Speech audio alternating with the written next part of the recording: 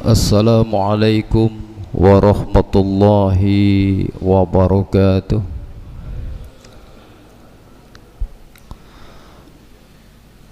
Alhamdulillahi rabbil alamin, wassalatu wassalamu ala khatamil anbiya'i wal mursalin wa ala alihi wa sahbihi wa man tabi'ahum bi ihsanin ila yaumiddin, amma ba'du.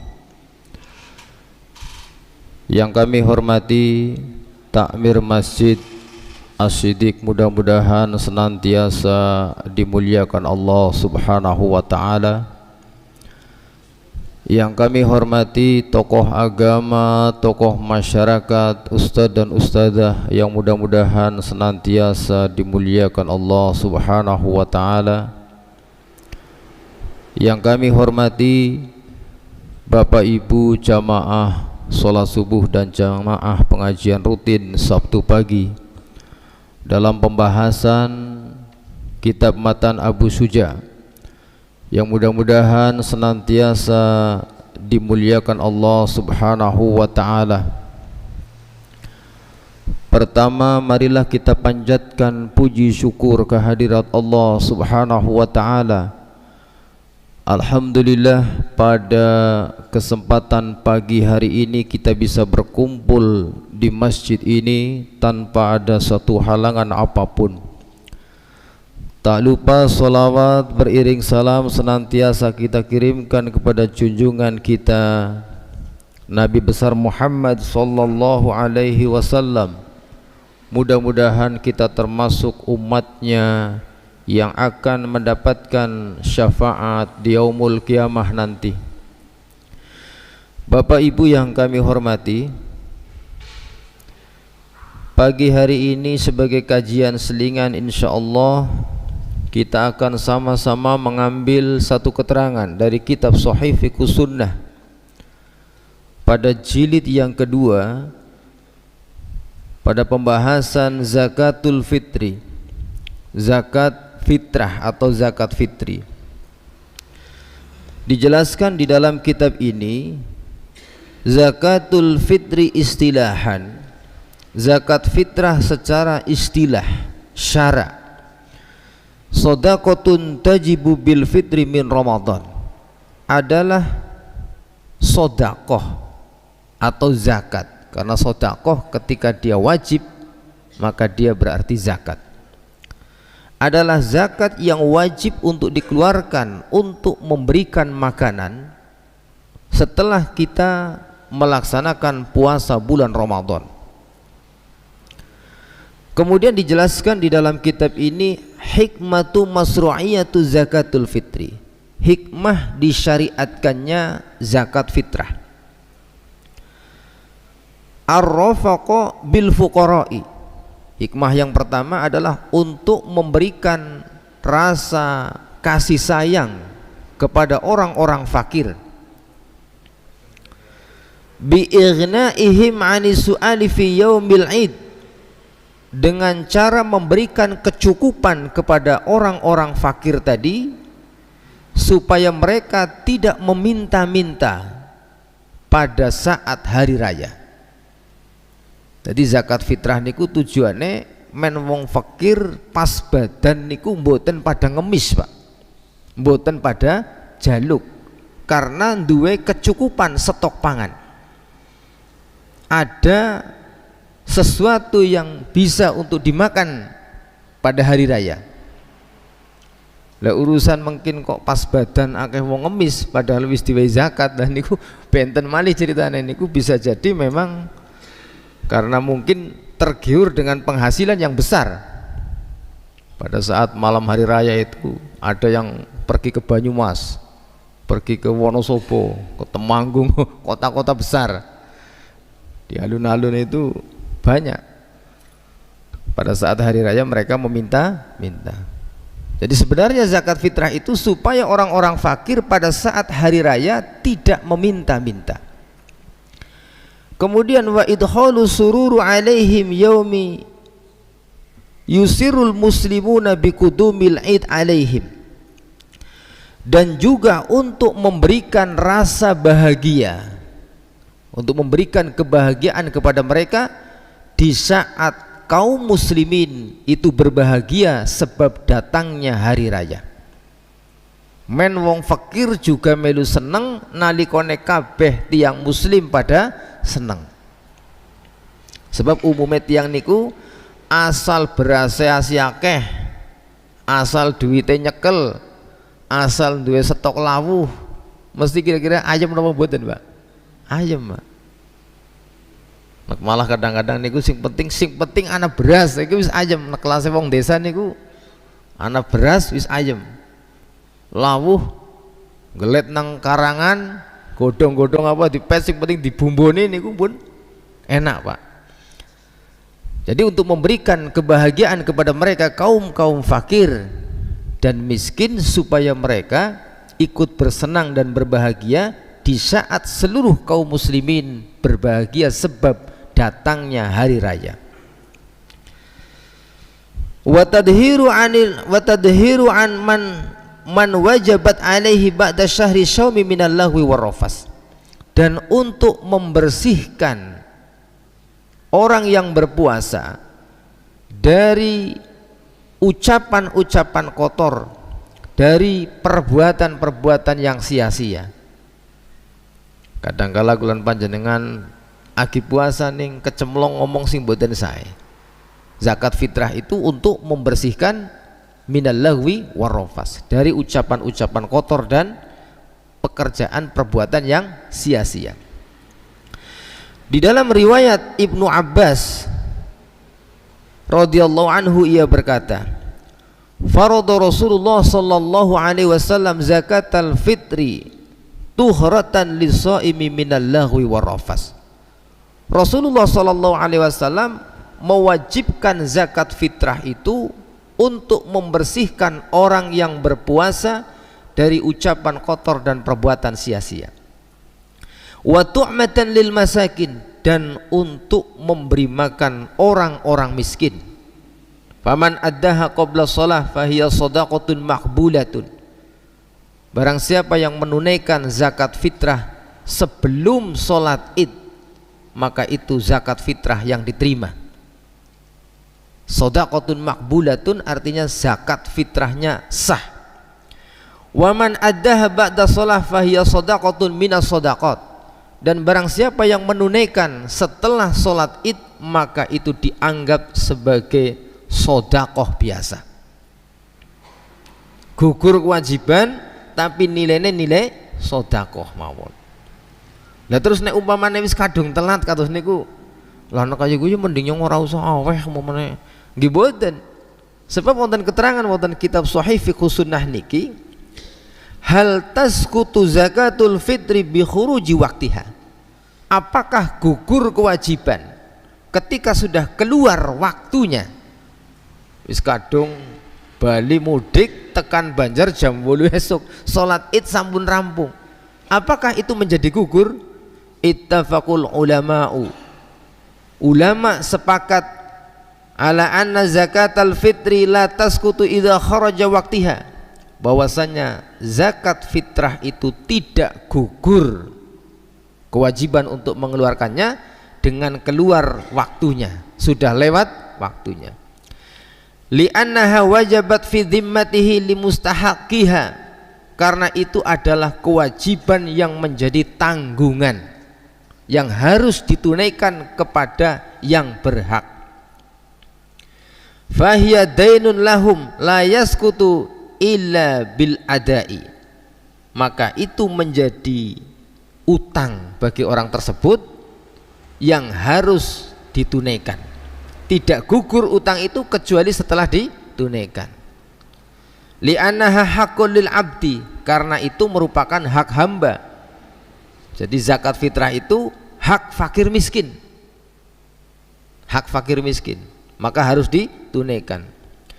Amma haqqullah fit ta'khiri an waqtiha fala, adapun kalau itu hak Allah, maka ketika sudah lewat waktunya, maka tidak dilakukan. Illa bil istighfar wan nadamah, kecuali dengan istighfar dan penyesalan. Wallahu a'lam. Jadi walaupun wekdale wis lewat bernilai mung sedekah tetap kudu dibayaraken. Tujuannya untuk membayar hutang tanggungan kewajiban zakat fitrah. Bisa jadi niatnya bukan adaan tapi kodoan. Niatnya kodoan. Atau umpamanya adaan tapi adaan dalam rangka membebaskan dari zimmahnya, dari tanggungannya, supaya dia tidak lagi dimintakan pertanggungjawaban. Kemudian dijelaskan di dalam kitab ini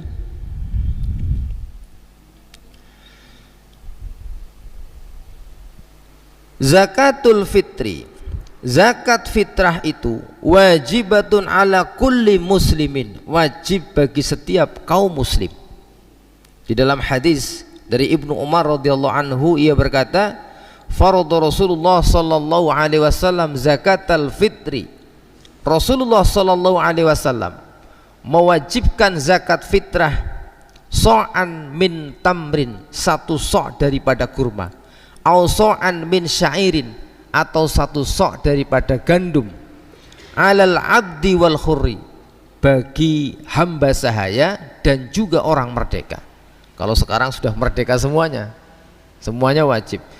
Wal dzakari wal unsa, laki-laki dan perempuan, wasoghiri wal kabiri, anak-anak dan juga orang dewasa, minal muslimin, dari kalangan kaum muslimin. Wa amara biha an tuaddi qabla khurujin nas ila shalah, dan diperintahkan untuk menunaikan zakat fitrah itu sebelum manusia keluar untuk melaksanakan sholat id. Kemudian dijelaskan alaman tajibu zakatul fitri, kepada siapa diwajibkan zakat fitrah itu. Tajibu zakatul fitri ala man tawaffarat fihi syurutil atiyati, diwajibkan zakat fitrah itu kepada orang-orang yang terpenuhi syarat wajibnya zakat fitrah. Dan syarat wajibnya ada dua. Yang pertama, al-islamu, hendaklah dia beragama Islam. Li'anna zakatul fitri qurbatan minal qurab, karena zakat fitrah itu adalah salah satu cara mendekatkan diri kepada Allah, cara kulan panjenengan nyedak marang Gusti Allah. Wa tuhratan lisaimi minar rafas wal lahwi, dan juga untuk membersihkan orang yang berpuasa dari ucapan-ucapan kotor dan perbuatan yang sia-sia. Wa laisal kafiru min ahliha, dan orang-orang kafir itu bukan di kalangan mereka, tidak masuk, mendekatkan diri juga tidak, puasa juga tidak. Maka syarat wajib mengeluarkan zakat fitrah adalah Islam. Kemudian wa innama yu'aqabu ala tarkiha fil akhirah, dan sesungguhnya orang yang meninggalkan zakat fitrah akan disiksa pada hari akhir. Artinya nek orang ngetokna zakat fitrah padahal dia mampu, padahal dia kategori muslim, maka dia mendapatkan siksa, dia melakukan dosa. Lah dosanya cilik apa gede? Dosanya gede karena meninggalkan kewajiban. Kemudian syarat yang kedua, al-qudratu ala ikhraji zakatul fitri, memiliki kemampuan untuk menunaikan zakat fitrah. Wa haddu hadhil qudrah, dan batasan mampu untuk menunaikan zakat fitrah ini, ayyakuna indahu fadlun an quwwatihi wa quwwati man fi nafaqatihi lailatal id wa yaumihi, yaitu seseorang ketika dia sudah memiliki stok pangan, memiliki kelebihan stok pangan untuk dirinya, untuk orang-orang yang dalam tanggungan nafkahnya, untuk malam hari raya dan hari raya. Duwe stok pangan kanggo wengi badan karo dina badan, masih ada sisa, berarti dia kategori al-qudrah, dianggap mampu. Jadi mboten sami kali zakat mal, Pak. Nek zakat mal niku kan ana nisab, tapi nek zakat fitrah umpamane jenengan sekeluarga tiang gangsal, bapaknya ibune putrane 3, berarti 5 iki. Duwe beras 2 kilo, insya Allah 2 kilo niku nggo diliwet pas pengibadan, pas dina badan cukup. Kemudian ada sisa, maka dia dianggap mampu, harus mengeluarkan zakat fitrah. Kalaupun ternyata di rumah sedang tidak ada beras, tapi dia punya uang untuk membeli beras, berarti dia mampu. Insya Allah nek rata-rata niku nek ngedalakan zakat fitrah niku umume tiyang niku duwe kemampuan Pak. Urusan nanti dia umpamanya taruhlah nih keluarganya 5 orang satu rumah, hanya ada sisa beras cukup untuk membayar zakat fitrah saja, dan uangnya juga sudah habis, hanya itu tok. Kalau 5 orang taruhlah sekarang keputusan keputusan Kementerian Agama dengan Muhammadiyah, Nahdlatul Ulama dan Syarikat Islam dan Indakop Banjarnegara menetapkan untuk tahun ini 1 sok itu 2,7 kg beras. Taruhlah 2,7 kali 5, udah dikeluarkan semuanya, diantar ke masjid. Entek gampangannya, masih ada sisa hanya untuk stok malam hari raya dan hari raya. Tapi kemudian dijujuki diwei zakat, dijujuki 10 kilo. Secara hukum kalau dia memang mustahik, tergolong fakir dan miskin, boleh. Artinya wis aweh nampani maning Pak, bali udu, nah, diperbolehkan. Yang penting dia berhak, yang penting dia memang termasuk mustahik untuk menerima zakat fitrah. Jadi kadar dianggap mampu batasannya itu ketika dia memiliki stok pangan untuk malam hari raya dan hari raya untuk dirinya dan orang-orang yang dalam tanggungan nafkahnya masih sisa. Itu berarti tiang mampu. Inda jumhurul ulama al-malikiyah wasyafi'iyah wal hanabilah.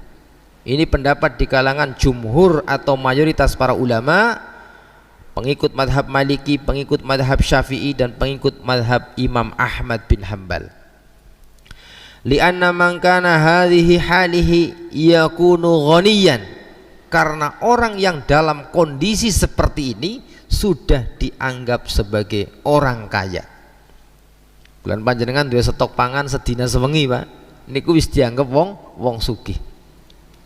Faqad qala Nabi sallallahu alaihi wasallam, maka Nabi sallallahu alaihi wasallam bersabda, man sa'ala wa indahu ma yaghnihi, barang siapa yang meminta-minta untuk dirinya padahal dia memiliki kecukupan, fa inna ma yastaksaru minan nar, maka sungguh ia memperbanyak api neraka.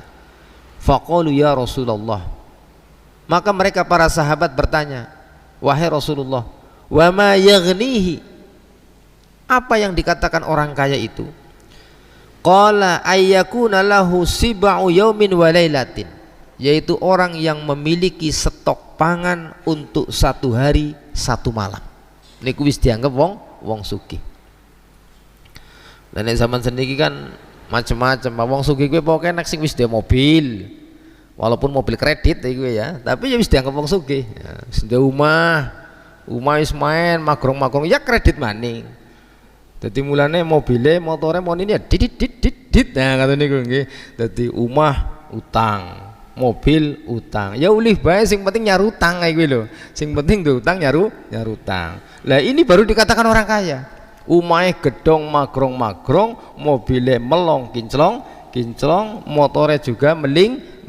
Lah niku dianggap wong sugih.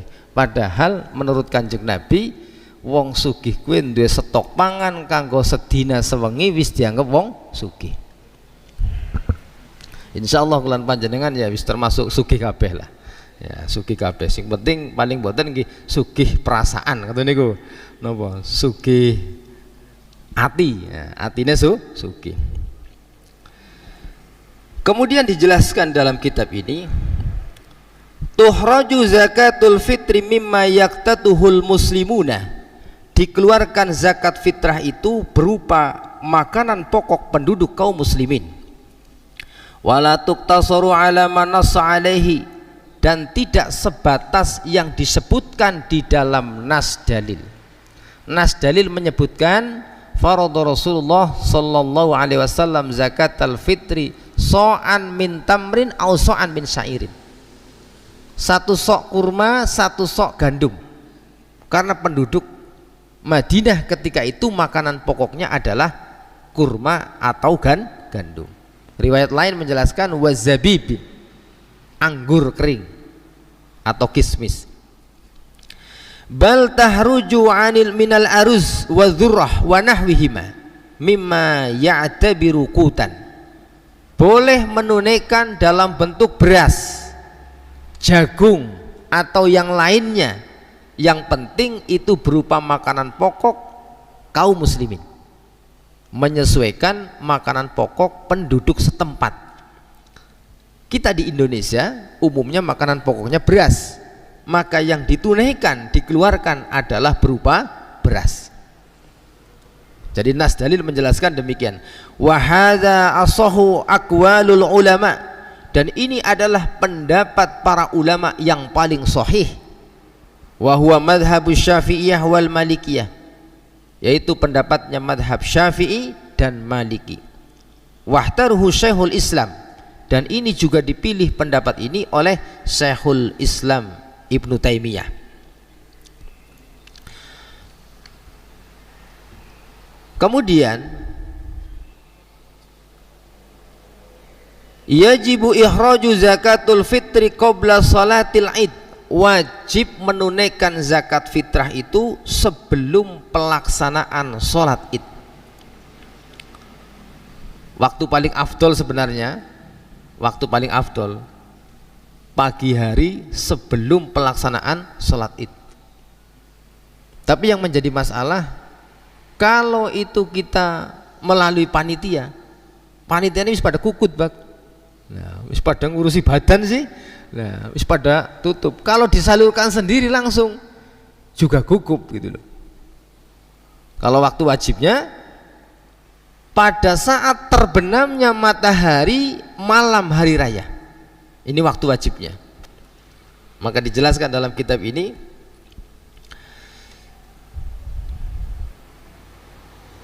di dalam riwayat Ibnu Umar ia berkata, amaru Rasulullah sallallahu alaihi wasallam zakatil fitri an tuaddi qabla khurujin nas ila shalah.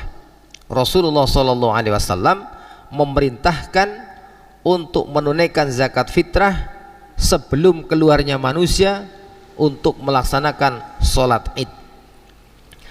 Amma bidayati waqtil wujub fa huwa ghurubi syamsi akhiru yaumin min Ramadan. Adapun permulaan waktu wajibnya yaitu terbenamnya matahari pada saat malam hari raya atau akhir daripada bulan Ramadan. Wa tulu'i fajri yaumil id, dan terbitnya fajar pada hari raya, berarti pagi hari dari hari raya. Ini menurut madhab Hanafiyah dan juga pengikut madhab Maliki. Kemudian yajuzu ta'jilu zakatul fitri qabla al-fitri biyaumin au yaumaini, boleh menunaikan zakat fitrah sebelum hari raya Idul Fitri, 1 hari atau 2 hari sebelum hari raya. Jadi nek umpamane lebarane tanggal berapa? 11 namanya. 10 ya. Lebarannya tanggal 10 berarti boleh ditunaikan itu 2 hari sebelumnya atau 1 hari sebelumnya. Walaupun menurut madhab Syafi'i, dalam madhab Syafi'i menunaikan zakat fitrah boleh di semua hari dari bulan Ramadan. Jadi umpamanya niki tanggal pinten niki tanggal 20 ya. Nah, 20. Ini sudah boleh. Pertengahan Ramadan juga boleh. Bahkan kalau di sekolah-sekolah itu, wah gasik Pak, wis pada kon ngumpul lah Pak, mengikut pendapat Syafi'i. Tapi seyogianya sebaiknya kalau toh mengumpulkan pada saat sebelum 2 hari sebelum hari raya, tunaikan atau salurkan, umpamanya lewat panitia nih, penyalurannya tetap paling cepat usahakan 2 hari sebelum hari raya. Mengumpulkannya boleh, umpamanya nih lebih awal boleh, tapi nanti penyalurannya 2 hari sebelum hari raya atau 1 hari sebelum hari raya. Lebih utama lagi malam hari raya, itu lebih utama lagi. Malam badan baru ditum. Supaya apa? Nek ngedume gasiken Pak, tanggal 15 wis didum, pas badan wis enteng, sudah habis. Padahal tujuan hikmah zakat fitrah itu untuk memberikan stok pangan kepada orang-orang fakir, supaya pada saat hari raya mereka tidak meminta. Dan nek gasiken niku wis entek gasik Pak, entek gasik. Kemudian dijelaskan dalam kitab ini, hal yazi'u ikhrajul qimatu fi zakatil fitri, apakah diperbolehkan mengeluarkan qimah atau nilainya atau diganti dengan uang pada saat penyaluran zakat fitrah. Ini menjadi perbincangan di setiap bulan Ramadan menjelang hari raya. Ini banyak yang pro dan kontra tentang hal ini. Saya ambilkan keterangan dalam kitab Sahih Fiqh Sunnah ini. Taqaddamal kalam an hukmi ikhrajul qimah fi zakawati umuman. Jadi kalau zakat secara umum, zakat mal, ini mengeluarkan dengan qimahnya itu diperbolehkan. Contohnya jenengan punya emas 85 gram dan sudah haul, sudah disimpan selama 1 tahun, jenengan mau mengeluarkan zakat berarti 2,5% dari emas atau nilai emas 85 gram. Niku mboten mesti kudu emas dideplik, dipetil, diwehaken, niku mboten. Tapi dengan nilainya itu untuk zakat mal. Maka diambilkan, taruhlah harga emas 1 juta, berarti 85 juta diambil 2,5%-nya itu zakat malnya. Kalau zakat mal, zakat secara umum. Wa annal asla ikhrajuha 'alal wajhi alladhi warada bihin nas, dan hukum asalnya menunaikan zakat fitrah itu sesuai dengan apa yang disebutkan di dalam nas. Nas menjelaskan faradu Rasulullah sallallahu alaihi wasallam zakatal fitri so'an min tamrin au so'an min syairin.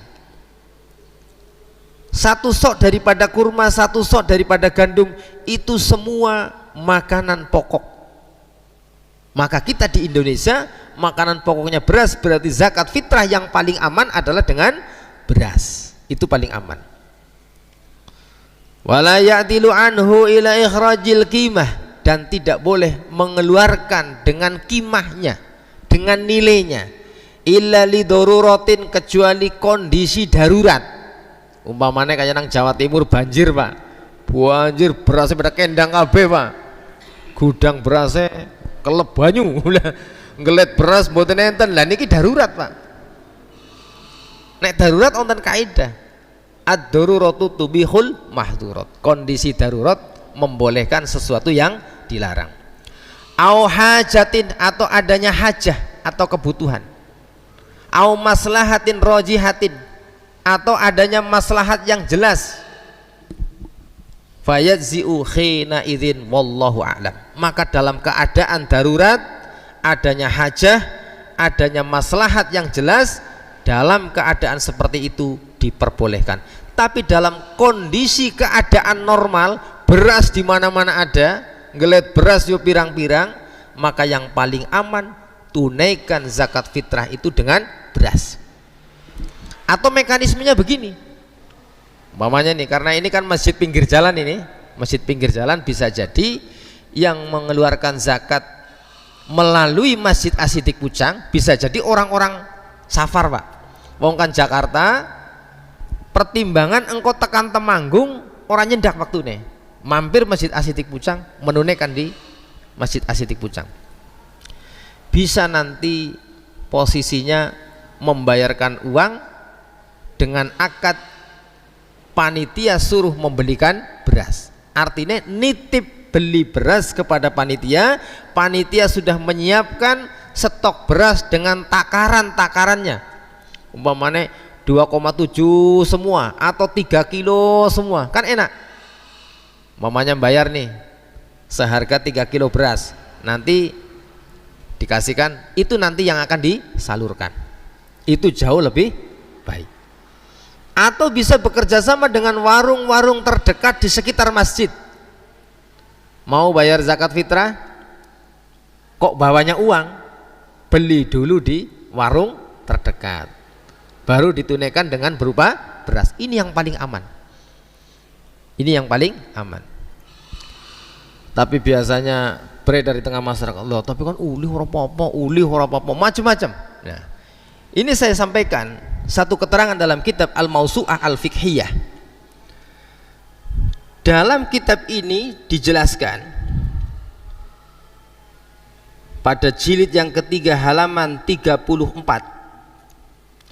Zahabal Hanafiyah ila annahu yuzzi'u ikhraju zakatul fitril qimatu minan nukudi wa huwa afdal. Mazhab Hanafi membolehkan mengeluarkan zakat fitrah itu dengan qimah minan nukud, berupa uang, wa huwa afdal, dan ini dianggap lebih utama karena orang itu umumnya lebih senang duit daripada beras. Tetapi dijelaskan fatu'tabaru qimatuhu biqimatil asya'il mansusi 'alaiha, tetapi yang menjadi hitungannya adalah dengan qimah daripada qimah yang disebutkan di dalam nas dalil. Di dalam nas dalil, nas dalil menjelaskan satu sok daripada kurma, satu sok daripada gandum, maka harga dari harga gandum atau kurma. Dan perlu kita fahami, ternyata satu sok dalam madhab Hanafi, karena dalam beberapa keterangan ketika kita akan menggunakan mata uang rupiah umpamanya untuk membayar zakat fitrah, ada beberapa opsi. Opsi pertama, karena kita mengikut pendapat madhab Hanafi, maka kita harus taklid secara mutlak kepada madhab Hanafi, yang mana madhab Hanafi membolehkan mengeluarkan zakat fitrah dengan uang. Taklid secara mutlak dalam hal ini untuk menunaikan zakat fitrah, mengikuti madhab Hanafi. Dan dijelaskan konsekuensi ketika kita mengikuti madhab Hanafi dalam mengeluarkan zakat fitrah. Ini perlu difahami bahwa takaran zakat fitrah satu soknya dalam madhab Hanafi bukan 2,8 kilo atau 2,7 kilo atau 3 kilo, tetapi 3,5 kilo, berarti 3,5 kilo. Atau sebagian pendapat bahkan berpendapat 3,8 kilo, taruhlah main gampang 3,5 kilo. Berarti kalau harga yang diambil adalah harga dari kurma, kurma seniki sekilo pinten Pak? Hah? Yang bagus ya. Ya. Sehingga mana sedang-sedang 50 ya, 50 enak, 50 lah ya, taruhlah 50, berarti 50.000 kali 3 tambah 25.000, iya kan, berarti 175.000. Boleh bahkan dianggap lebih utama, tapi zakat fitrahnya untuk satu orang itu bukan yang ditetapkan di Banjarnegara 47.500, tapi 175.000 per orang. Karena apa? konsekuensinya harus taklid secara mutlak kepada madhab Hanafi. Ini pilihan opsi pertama yang paling aman. Berarti wong siji 175.000.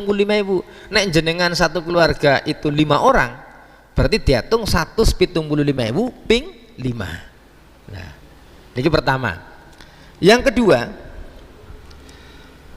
kalau itu yang menjadi kimatul asya'il mansus itu menggunakan zabib. Zabib itu anggur kering.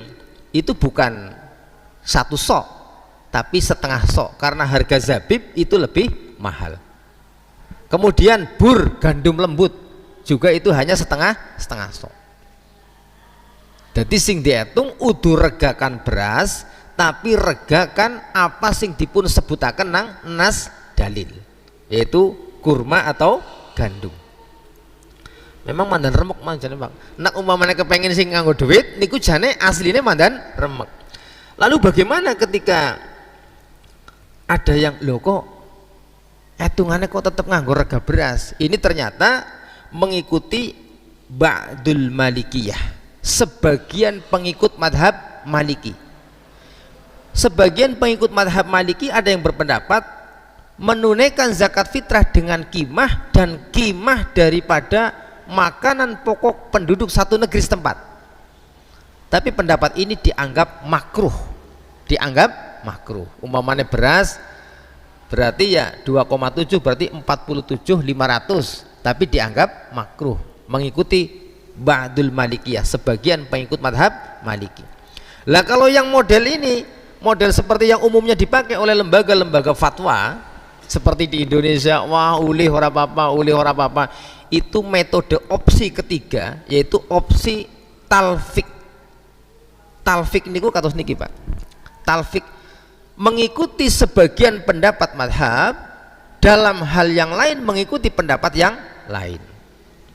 Jadi begini, 1 soknya tetap 1 sok di Indonesia pakai beras, kemudian harganya bukan harga yang ditetapkan dalam nas dalil, tapi harga dari beras lagi. Ini talfik. Tapi yang paling aman, ini saya sampaikan di mana-mana, di tempat pengajian yang saya jelaskan tentang zakat fitrah ini, paling aman. Ora usah dadakan repot-repot, apa susahnya mampir warung tuku beras terus aweh zakat fitrah karo beras. Wong beras nang dindi ya akeh. Itu paling aman. Karena dalam madhab Syafi'i, menunaikan zakat fitrah dengan uang dianggap tidak sah. Niku ingkang penting. Wong Indonesia ngakune jerene madhab Syafi'i. Kalau ingin aman itu paling enak. Paling enak itu mampir ke warung. Atau kalau tidak, kalau panitia sudah menyiapkan beras, ya sudah beli di situ, nanti bayar di situ. Aman. Kemudian tentang penyaluran zakat fitrah. Masarrufu zakatul fitri, penyaluran zakat fitrah, ihtalaful ulama'u. Ulama berbeda pendapat fi masarrufi zakatul fitri ala qaulaini. Para ulama berbeda pendapat dalam hal penyaluran zakat fitrah. Al-awwal, pendapat pertama, anna masarrafaha huwa masarrufu zakatu samaniyah. Disalurkan zakat fitrah ini ke 8 asnaf. Ini termasuk pendapat jumhur atau mayoritas para ulama. Tetapi madhab maliki mengambil pendapat kedua, annaha tasarrufu lil muhtajina. Zakat fitrah itu disalurkan kepada orang-orang yang membutuhkan. Siapa? Al fuqara wal masakin faqat, hanya fakir dan miskin. Hanya disalurkan kepada 2 asnaf itu. Dan ini dijelaskan dalam kitab ini, wa huwa rajih, dan ini merupakan pendapat yang rajih, pendapat yang kuat. Jadi penyaluran zakat fitrah itu yang paling aman, salurkan kepada fakir dan miskin. Kalau toh mungkin ada asnaf lain, mungkin ada fisabilillah, ya kan? Fisabilillah itu orang yang berjuang di jalan Allah. Kalau di kampung-kampung sekarang nggak ada istilah perang, maka mereka mungkin marbot masjid yang tidak pernah gajian. Nah, marbot masjid nang kota kan gajian, marbot masjid yang nggak pernah gajian, guru TPQ yang nggak gajian, tukang azan sing ora gajian, imam masjid sing ora gajian. Lah ini masuk kategori fisabilillah. Guru-guru di pondok-pondok pesantren yang mungkin gajinya jauh di bawah UMR, ini masuk fisabilillah. Salurkan kepada mereka, tetapi yang menjadi prioritas salurkan untuk fakir dan miskin. Fakir dan miskin sudah kebagian semua, baru untuk mereka. Niki sing paling aman. Mungkin ini yang bisa kita pelajari. Barangkali ada masukan atau pertanyaan sebelum saya tutup. Monggo mbok pilih wonten.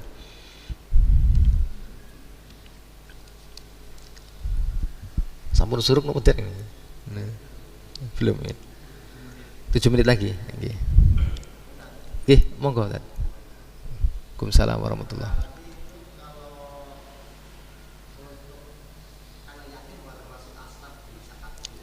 Tidak termasuk. Kejual, ya. Ya.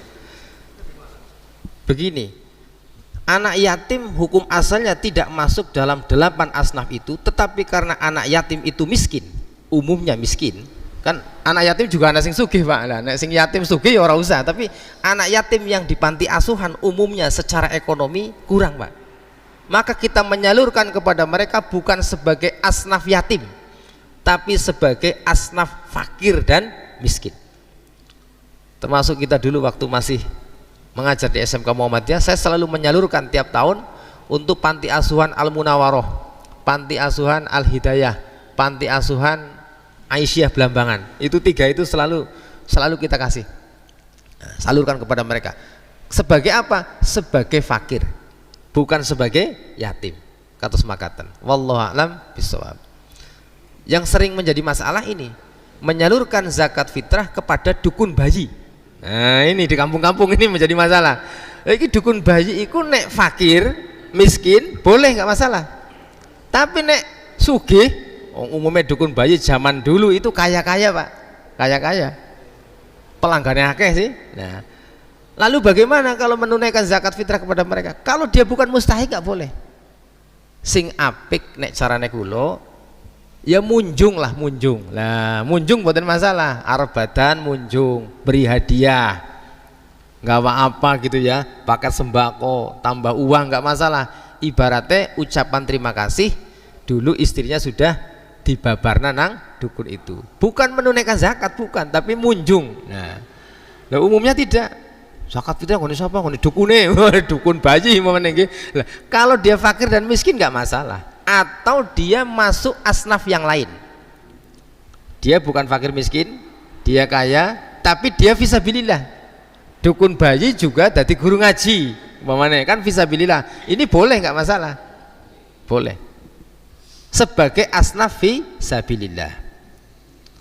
Santri-santri di pesantren itu, umpamanya nih di pesantren ada santri yang secara ekonomi kurang beruntung, orang tuanya mungkin ekonominya pas-pasan, menyalurkan untuk mereka tolabul ilmi dalam kitab Al-Mawsu'ah Al-Fiqhiyah termasuk kategori fisabilillah, termasuk fisabilillah. Sebagian diambilkan untuk beasiswa santri du'afa, itu diperbolehkan. Wallahu a'lam bishawab. Untuk malih nggih, monggo Pak, nggih. Nggih. Nggih.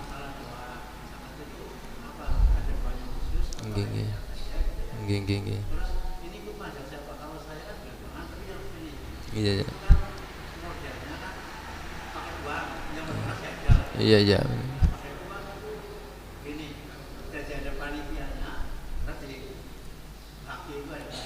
Iya.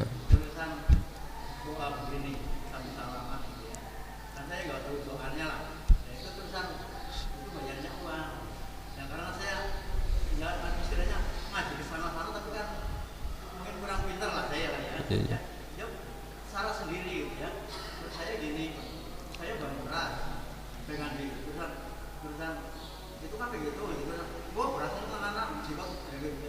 Jadi istilahnya kayaknya kurang lega lah panitia ini ya. Karena tulisan saya pakai beras sendiri pakai kandil kayak gini, saya salaman gitu. Iya. Nah, ya karena kurang lega tahun berikutnya itu saya itu apa ya? Pakai uang. Enggak, saya nggak mau pakai uang. Iya. Beras tapi di sana gitu. Mana sih? Mana berasnya? Lah ini orang dongan yang mestinya tahu masalah mah kabeh bae dong. Itu ya seperti gimana itu? Itu yang penting kita doa itu gimana? Bismillahirrahmanirrahim. Tidak ada doa khusus dalam hal ijab kabul serah terima nitip zakat fitrah. Tapi kalau berdoa kita boleh mengaminkan. Panitia berdoa kita boleh mengaminkan. Dan insya Allah doa yang dipanjatkan doa kebaikan. Jadi orang mungkin mudah-mudahan jenengan celaka yang buatan orang mungkin ya insya Allah itu doa kebaikan. Tetapi tidak harus dan tidak ada doa khusus. Tidak ada doa khusus. Umpamanya dia mendoakan ya kita aminkan. Diperbolehkan mengaminkan doa kaum muslimin yang berdoa. Seperti saya saja menyalurkan zakat fitrah, kemudian panitianya yang menerima mendoakan, ya saya aminkan, diperbolehkan. Kalaupun toh umpamanya kita buru-buru tidak mengaminkan, itu pun diperbolehkan. Tapi ketone mbok dadi masalah, ya kan? Di masyarakat itu biasanya nanti goyo banget nggih, ora gelem dongani, nggih. Nah, kemudian itu berarti panitia sing karepe kepengennya sing enteng-enteng, duit kan enteng, lah nek beras kan apot. Ada yang modelnya simbolis, Pak. Ngasihnya uang, nanti beras 1 sok ini untuk orang banyak ini. Nah, simbolisnya pakai beras ini.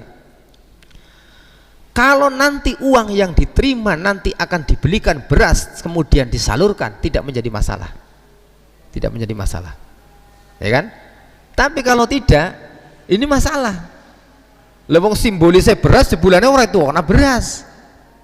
Berarti kan tadlis, penipuan. Tadlis, penipuan. Kalau umpamanya toh mengambil pendapat yang membolehkan pakai uang dengan opsi yang ketiga yaitu talfik, takaran mazhab Syafi'i 2,7 atau 2,8 kilo. Kemudian nilainya juga dengan nilai dari makanan pokok dari beras. Ini opsi yang ketiga yaitu talfik. Ya sudah, uang pakai uang saja. Juga diterima dengan uang yaitu sebagai nilai daripada beras. Tapi yang paling aman opsi pertama. Opsi pertama kalau mau pakai uang yaitu taklid kepada madhab Hanafi. Nek saya secara pribadi paling aman adalah mengikuti madhab Syafi'i dalam hal penunaikan zakat fitrah. Sudah, nggak usah ribet-ribet, pakai beras ya pakai beras. Urusan panitia insya Allah tetap ditambah, Pak. Urusan sana orang pakai legowo orang masalah, yang penting nyong awe zakat fitrah karo beras. Demikian. Wallahu a'lam bishawab. Jadi mboten wonten tek doa khusus, tetapi kalau didoakan kita boleh mengaminkan. Kados makaten. Wallahu a'lam bishawab. Cukup ya? Ya. Bapak Ibu yang kami hormati, demikian yang bisa kita pelajari pada pagi hari ini, mudah-mudahan bermanfaat. Banyak kesalahan kami mohon maaf yang sebesar-besarnya. Ilahuna wa ilal liqa fil awqatil akhir insyaallah. Subhanakallah wa bihamdika asyhadu an la ilaha illa anta astaghfiruka wa atubu ilaik. Assalamualaikum warahmatullahi wabarakatuh.